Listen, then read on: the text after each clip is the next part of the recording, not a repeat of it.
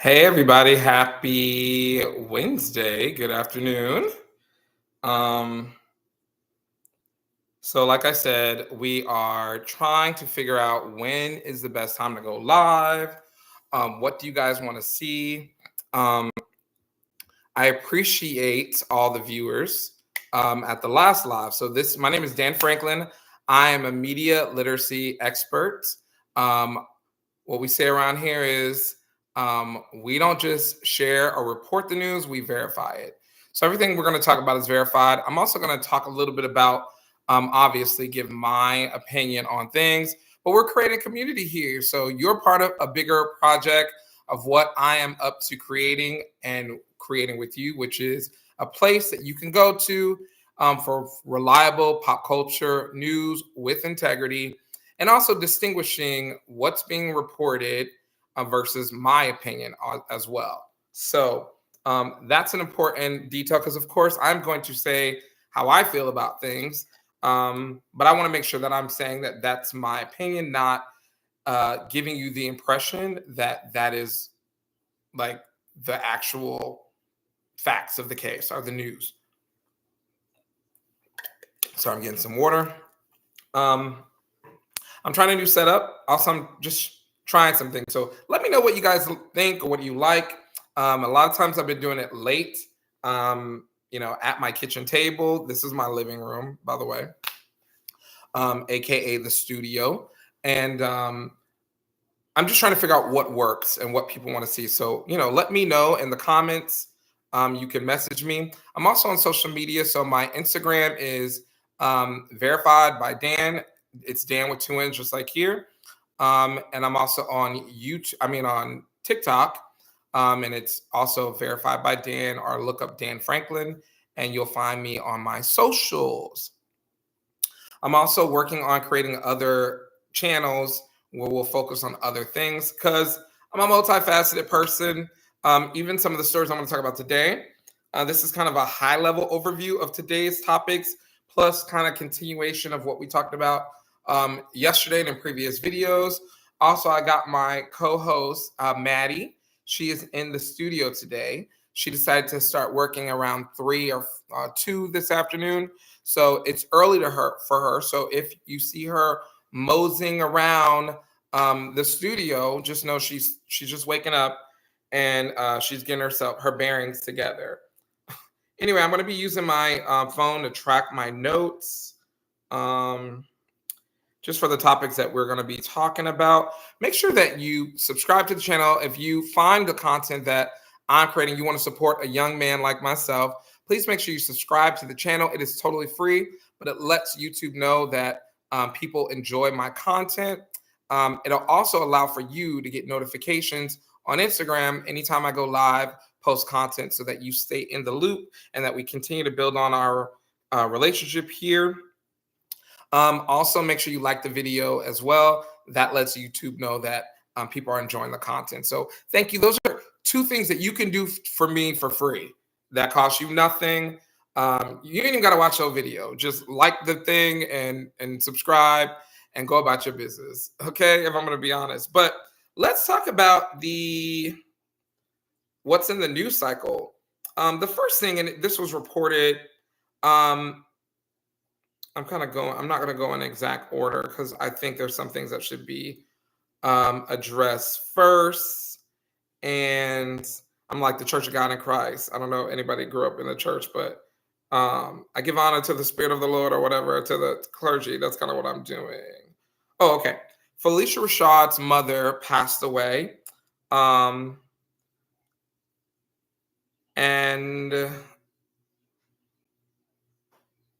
Okay, I believe she was 102. So I got to get this right. My note is saying 92, but I also heard 102, so I have to verify that. Verified by Dan. But ultimately, the main thing is I want to give condolences to Felicia Rashad. I grew up in the early 90s, and so I was a big Cosby Show fan. I mean, it practically raised me. And so I've always been a fan of her and Debbie Allen and A Different World. So I didn't know much about her mother, but she passed, and so we want to send our thoughts and prayers to them as they mourn the loss of their mother. So I just want to put that out there as a community. Um, the next big story is Lil Nas X mental health crisis, and I'm going to frame it that way. It was reported by TMZ that Lil Nas X was seen at around 4 a.m. in Hollywood, California, on a major thoroughfare in a like white Speedo, some boots, and at times he was like singing, dancing, talking in the road, and at times he was wearing a cone, like one of those construction cones on his head.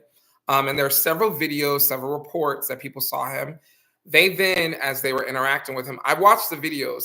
He seems jovial and playful and catty. And it was actually kind of cute, like he was just being himself. But clearly there was something going on because I don't think he would normally walk the streets at night, especially given who he is. And so the police were called. Once they confronted him, there was some type of situation where they identified that he was having some type of medical crisis. And then the ambulance was called, and he has since been hospitalized. Now, what is being reported, and I always cite my source because we operate with integrity around these parts. TMZ is stating that it's a potential overdose. So that's all alleged. We don't know. No one from Nas X camp has spoken out about this. No one in his family to back up these claims. This is all being reported by TMZ. The main thing right now, we're glad that he's somewhere safe. He's getting treatment. And I'm praying that whatever he's dealing with personally gets resolved and he gets the help that he needs. So it sounds like he's where he should be given if he's having a mental health or a health crisis. But we don't know. They're saying it was an overdose. I think anyone who's seen people that utilize recreational drugs, you kind of can tell when someone's having an episode induced by drug use. So based on what I saw, I could see how people saw that or thought that. But I also want to be objective and go, we don't know. We don't know.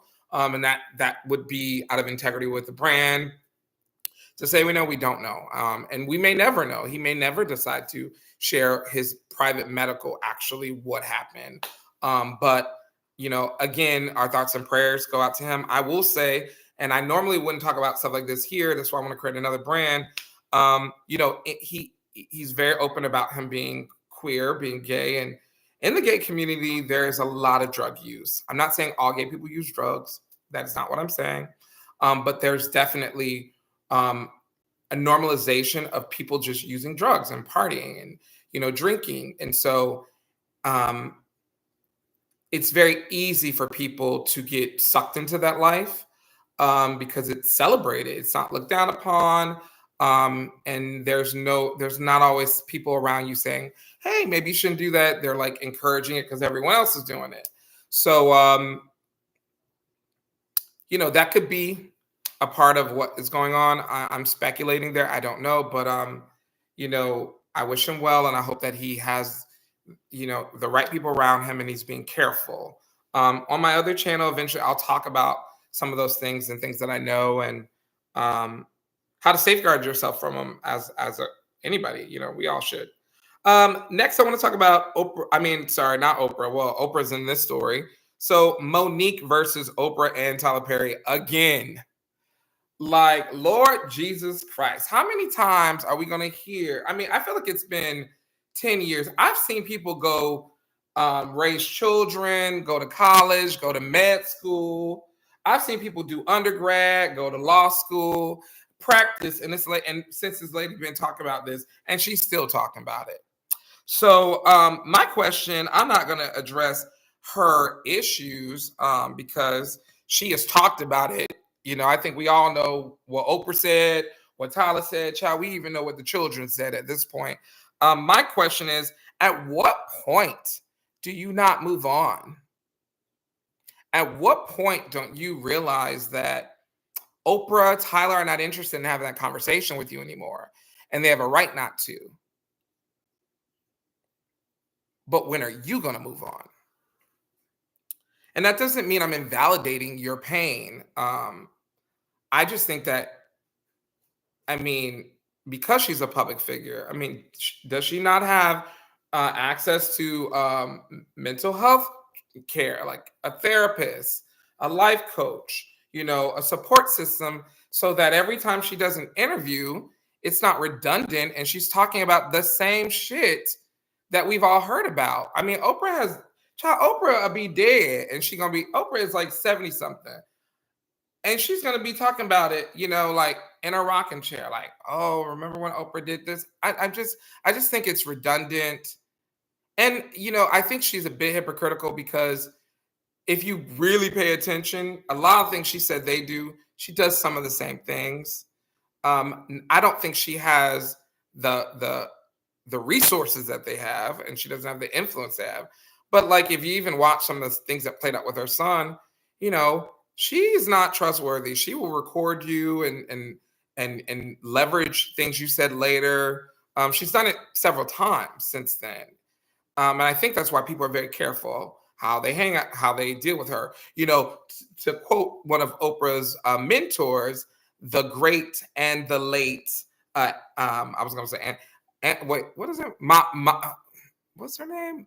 Angela. Oh, Lord. Y'all know who I'm talking about. She said, when people show you who they are the first time, believe them. She's showing us who she is. I'm not saying what happened to her isn't relevant or she doesn't have a valid point and she shouldn't have called it out.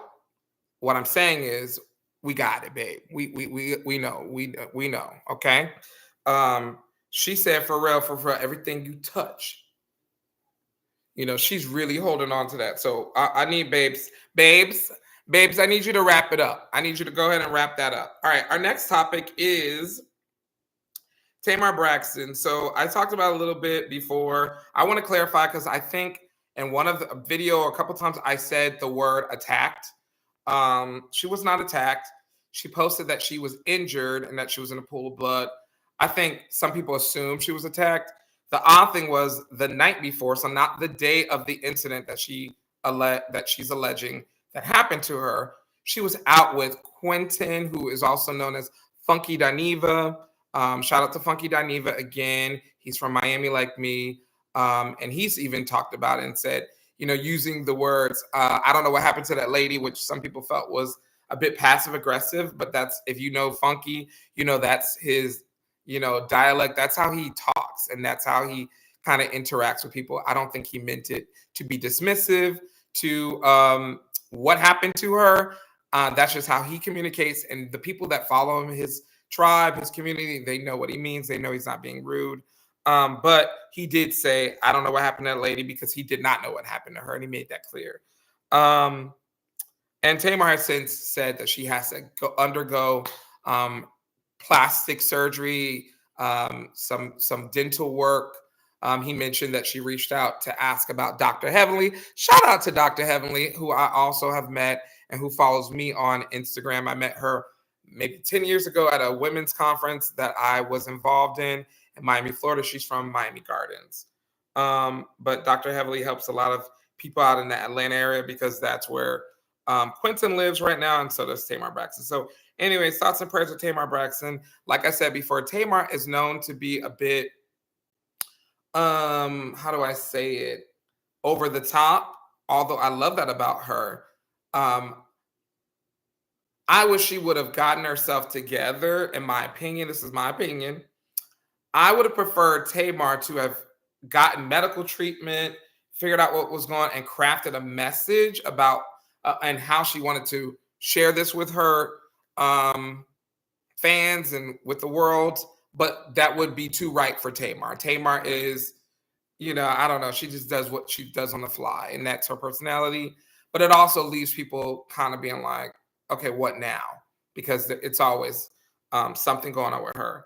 And she just has to understand that and not take it personal when people are like, oh, okay, what happened? Because, I mean, like I said, there was a break into her car and she was very vague about that.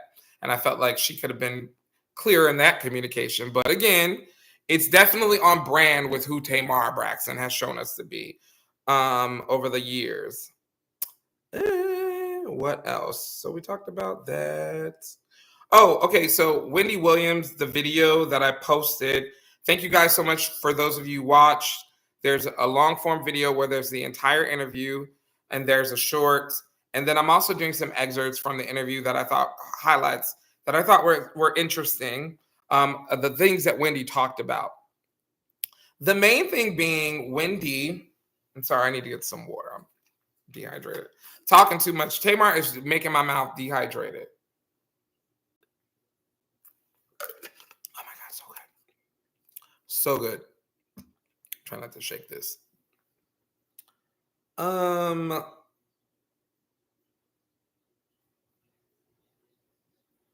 on. What's next?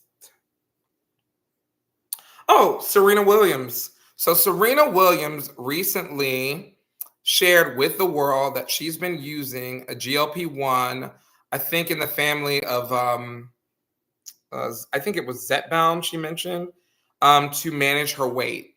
And she reported that, yeah, Zepbound, are in the family of Zepbound. So I'm not sure if it's exactly that particular brand or if it's in the family of them, but she did talk about it. She says she's down about 30 pounds. And she's been using it to manage her weight. I was on Wegovy for about a give or take a year.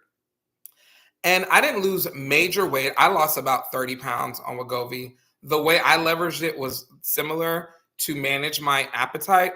So I have I have ADHD. I deal with binge eating.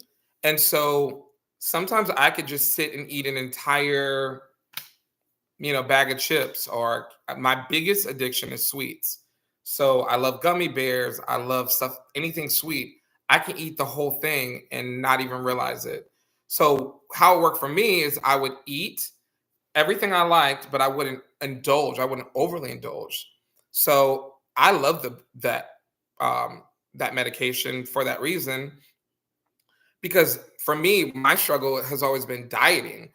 I don't have the discipline, whether it's chemically, my body, I literally cannot, if I have a craving for certain foods and sugar, I'm going to eat it. I don't have the discipline to be like, oh, I'll just eat four of this. So I only intake this many calories.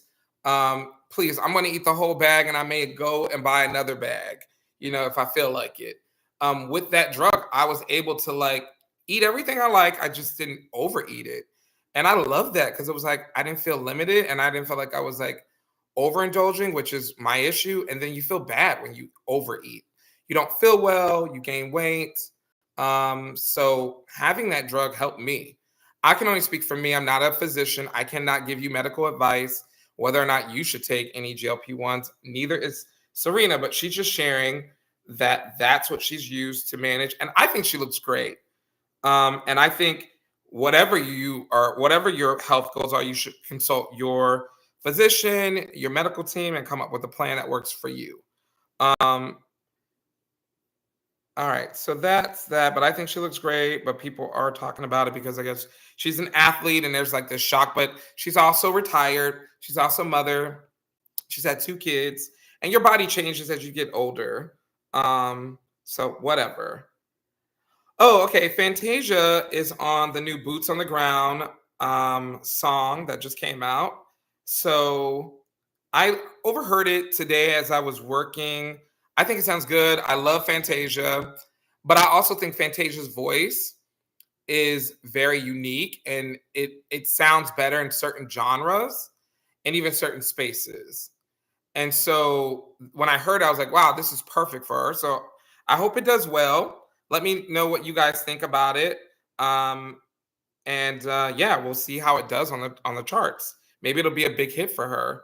And the guy, them both utilizing both of their platforms and their followings to make the song even bigger. Now, the people said they don't want y'all bringing y'all fans to that boat no more. So yeah, they said they don't want that, but you can listen to the song apparently. All right. What else I want to talk about? I talked about Wendy Williams, Tamar Braxton. Okay. This is important. So Kamala Harris is interviewing or doing interviews about her newest book, named 107 Days, where she shares her experience of campaigning for the presidency, and what it was like. So check that out. I'm actually very interested in hearing about that. She also is calling out the fact that, every day you see some new headline about the current administration. And what she's calling out is like, well, I told you this. So, it's a little bit of like, I told you so. So there's a lot of stuff going on that she talked about during her campaign. I'll say it right here. I am a Kamala supporter. I would not ever vote for Donald Trump. And I'm sad that she lost, but it is what it is. And she's speaking out about it. And so I'm interested, and I hope you guys check that out. Okay. Oh, yeah. It's kind of like she's giving like a little bit of I told you so. And so did we. I mean, I was talking about the campaign myself, and, people were, okay, well, I told you so. Moving right along. Apollonia versus the Prince estate. Anyway, I was around, but I wasn't because I was a kid. But everyone knows about Purple Rain. Prince being the huge artist that he is, and he was when he was alive. Obviously, he's transitioned, but his estate is now fighting Apollonia for rights of her name. She is saying that that's her name, as far as intellectual property, and her artistry, and they are saying no, it belongs to the Prince estate.